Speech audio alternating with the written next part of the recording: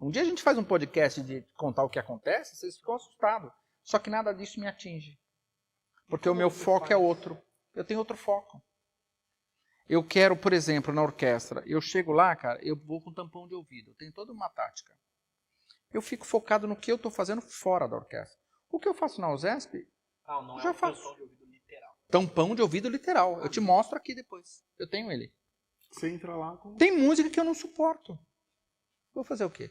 Eu não nasci para tocar música contemporânea. Eu sou um cara romântico, velho. Então eu gosto de coisas bonitas. Eu não faço música por fazer. Eu faço música primeiro porque eu gosto. Por isso eu criei a minha orquestra. Para tocar exatamente o que eu queria tocar. E eu sempre vou falar aqui da Camerata da Polícia Militar, que é um trabalho mais fresco que eu estou fazendo, com pessoas incríveis. Assim, cara, é o lugar mais aconchegante que eu já toquei. Já falei isso pro Major, já falei isso para todos eles. Eu chego lá, cara, eu me sinto como se estivesse no colo da minha mãe. E como apareceu isso? Cara, não sei. Não. Dá licença. Tá. Eu sei como apareceu. Cara, eu acredito que é o homem lá em cima, velho. Eu sempre brinco, o homem lá em cima é poderoso. Eu estava no trem, porque eu ando de trem, tá, gente? Teve uma vez eu comentei com uma pessoa que... Como assim você anda? Amo andar. Eu sou apaixonado por trem. Apaixonado. E o tempo pra mim é dinheiro. Então eu ganho muito mais tempo indo de trem do que de carro. É. E daí chegou um policial, sentou do meu lado. Cara, você precisa viver a nossa camerata, cara. Sabe aquela coisa? Ah, tá bom, velho. Beleza, eu vou lá. Ele viu você com um case de violino. Na verdade, ele já me seguia, eu não sabia. Ele te reconheceu. Aí eu falei, pô, cara, você aqui no trem, não sei o que lá. Eu falei, eu vou até a casa da minha mãe ali e tal.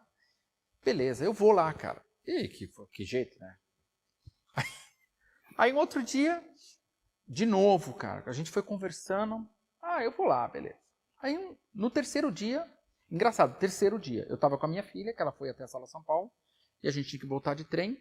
Aí ele entrou, falou, não acredito, sentou de frente assim. Eu falei, senta aqui, cara, nem lembrava o nome dele. Aí começou, falou, cara, pega a agenda aí. Eu vou lá. Cara, eu não acredito que você vai, PC. Eu falei, vou. E ele contou para os amigos da polícia e ninguém acreditou que eu iria. Aí eu chego lá. Eu, quando vi os seus stories, eu não acreditei que você foi. Eu fiquei pensando assim, o que eu pensei de fazer ali, velho? Eu fui, cara. Quando eu cheguei... tempo, né, também. Eu cheguei lá e vamos tocar. Cara, não toca aí não, vamos tocar junto. Eu não tenho essa coisa de tocar, velho. Eu me bota no palco que eu faço. Sabe ficar se mostrando? Na minha cabeça eu não consigo ser assim. Aí, vamos tocar uma coisa. Toquei, aí depois eu tava preparando o recital de 50 anos, né, que é só coisa ali no solo. Toca uma pecinha. Aí toquei, a gente ficou conversando e tal. Aí o sargento falou, cara, você teria tempo para trabalhar a gente? Eu falei, cara, não tenho tempo, mas a gente arruma, uai. Pronto. Cara, deu tudo certinho. Toda segunda-feira o Major separou pra gente. Segunda-feira é um dia que eu tô livre. Se eu não estiver em São Paulo, eu nunca viajo na segunda. A USESP quase nunca tem evento de segunda. Então deu certo. Aí de segunda-feira eu fico 6 horas com eles lá. Na verdade, das 9 às 3 da tarde. Sei lá quantas horas dá. Almoço com eles lá. A gente dá muita risada. Cara, faz 3 meses. Eu peguei pessoas até um tanto limitadas, artisticamente. Nós fizemos um concerto que logo, logo vou estar postando. A gente está criando uma página no YouTube, um canal só para postar esses vídeos. Parece orquestra de gente grande. E o progresso em 3 meses, assim, lemos as 4 estações de Vivaldi, tocando os divertimentos de Mozart. Tem todo o repertório que eu faço, que é o famoso PCRE, que eu adoro fazer coisas que o público gosta de ouvir. Sim. Então eu gravei Beatles, por exemplo, eu tenho um show de rock, eu tenho um show de tango, eu tenho um show de bolero, eu tenho todo o repertório clássico, barroco, que você possa imaginar. E, cara, o que eles pedem, o que o público pede, eu toco. Essa coisa do PCRE, esse tipo de show, tipo de concerto, que eu acho sempre sensacional. De onde veio essa ideia? Então, veio do Instituto Baccarelli. O que acontecia? Cara, eu sou um cara de coração muito mole. Pode não parecer. E ultimamente eu prefiro que não apareça, mas a gente faz algumas coisas. Eu tinha 42 alunos na época lá no Instituto Baccarelli. 42? Eu dava aula das 8 da manhã às 8 da noite. Ininterrupto. Pensando, 1 hora por por dia, 8 horas por Era, dia, né? 5 dias por semana já deu 40. era uma coisa louca, você não faz ideia. Além que eu preparava a orquestra. E eu via crianças com muita dificuldade financeira. E eu tenho uma certa facilidade que eu conheço muita gente. E daí eu falei, cara, vamos criar uma camerata aqui nós. Aí eu comecei a colocar algumas músicas que eles conheciam, não eram tão clássicos assim. E eu também tenho uma filosofia que eu aprendi com o Diogo Pacheco. Infelizmente o Brasil não é um país clássico. Então você tem que introduzir. De que forma? Pegue um clássico e mostre num ritmo da linguagem deles. Eu faço isso com Quinta Sinfonia de Beethoven, com Carmen de Bizet, essas coisas. E daí comecei a vender esses concertos com as crianças de lá. Cara, chegava a mês e os caras ganharam. Imagina hoje, R$2.000. Teve um ano que eu fiz 88 concertos. Isso estamos falando de mais ou menos 20 anos atrás. 88 concertos. Em 88 cidades diferentes. Pelo estado. E daí, cara... Como que faz isso? Não sei, não me pergunte de datas, de horário que eu não sei. Mas eu faço. Ele sabe que eu faço. E daí, a gente... Aí começou a ciumeira, óbvio, né? E afinal, o erro foi meu. A gente estou dentro de um projeto. Eu chego lá e vou embutir dinheiro direto para as crianças. Isso vai criar um mal-estar. Tá tudo certo. Aí a minha filha nasceu. Aí eu falei, não posso deixar isso. E tem um lance que aconteceu que me deixou muito triste, mas faz parte e está super superado. Eu tinha um violino muito poderoso, que foi furtado, inclusive. E eu me convidaram para fazer um solo, isso eu não te contei, com a USESP. E tinha uma outra pessoa tocando comigo. Eu estava fazendo o segundo violino. Só que o violino é muito violento, muito violento.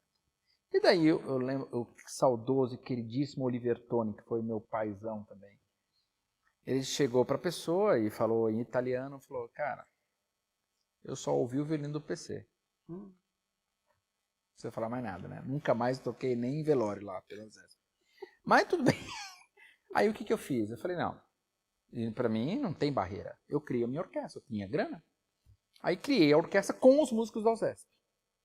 Cara, aí eu fiz a farra. Eu toquei tudo que é concerto de Bach, tudo que é concerto de Vivaldi. Puta. E aí aí os arranjos mais aprimorados começaram a entrar. Hoje eu devo ter pelo menos umas 70, 80 horas de músicas ininterruptas. Em todos os estilos. E de onde veio essa coisa de fazer live no Instagram todos os dias? Live, pandemia. Eu tenho uma fã que ela é até hoje a senhorinha, a Rosa Maria de Barretos. E ela, PCzinho, a gente tá aqui trancada, uma senhorinha, ela é uma fofa, cara. E ela, toda a live eu tenho que tocar a área da quarta corda quando ela entra. Ela ama a área da quarta corda. E eu converso na live com as pessoas, né? Então eu tô tocando, eu tô lendo o que eles estão falando lá, escrevendo. E depois acaba a música, eu respondo eles. É como se fosse um concerto mesmo, né? Interação.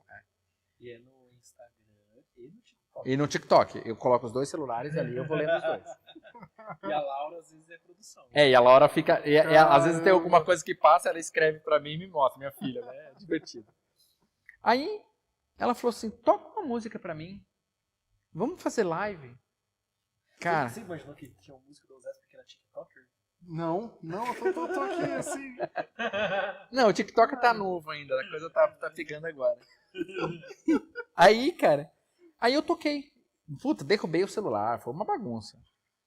Mas aí eu falei, gente, olha, eu nunca fiz isso aqui e eu sou muito espontâneo. Do jeito que eu tô conversando aqui, eu converso na live. E então escolham músicas aí que amanhã eu toco pra vocês. Aí o pessoal ia escolhendo, ia anotando. Aí tive a ideia de fazer os playbacks. Então, cara, eu ficava trancado. Então a noite inteira eu já ficava trabalhando. Tem um grande amigo meu, que eu faço questão de falar dele, que é o Jonatas, que foi um aluno meu também de Botucatu, que é um cara incrível. E ele é experto nisso. Eu falei, Jonatas, bora trabalhar, velho. Eu pagava pra ele uma porcentagem. Nunca ganhei nada com isso. Eu fiz porque eu gostava, né? Então, com isso, eu montei um repertório. Eu fiz mais de 400 lives. Então, imagina, cara, eu passava... em média dá 20, 23 músicas por live. Eu criava essas músicas da noite pro dia, pra live no dia seguinte. Então foi uma coisa maluca. Quem tá ouvindo? Quem tá ouvindo? Eu imagino que a maioria das pessoas não faz a menor ideia do trabalho que isso dá. Pois é. Porque talvez quando a pessoa vê a live pronta e fala, tá, ele pegou o celular, deu play, E começou deu play no playback e começou a tocar. Só que você tinha que Só que- fazer o produzir. Você tem a produção do playback. Eu tenho que ver, Você é tem legal, a não, produção. troca. Então. Às vezes, talvez pra você não precise mais, mas dependendo de quem for fazer, tem a produção da partitura. Não, então, a gente fazia, eu imprimia, eu deixei uma impressora do meu lado, eu imprimia, e daí eu tocava durante o dia, ia fazendo os ajustes do playback. Não, aqui eu quero um ralentando e vídeo chamada, e o Jonatas lá fazendo um negócio, não, esse clique aqui pra mim tá incomodando, ele tira, assim.